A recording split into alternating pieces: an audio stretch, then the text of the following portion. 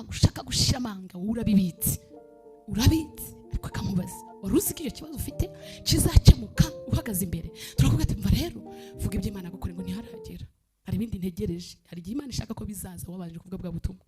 Ngirira urutya ntunyange, nta muntu ndi kuvuga ko ntawe nzi, ndi hano mba ndi kumwe na Mwuka Wera. Uza amakuru atari meza ku bantu, ako ntuzi kubabwira amakuru meza y'Imana.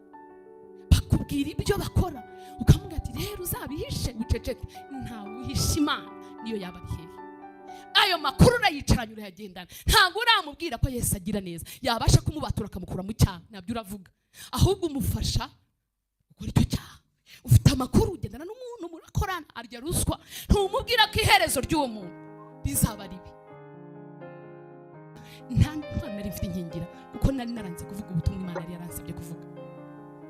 Urimo uranga kuvuga icyo Imana iguha, niyo mpamvu usahurwa, niyo mpamvu winjirirwa.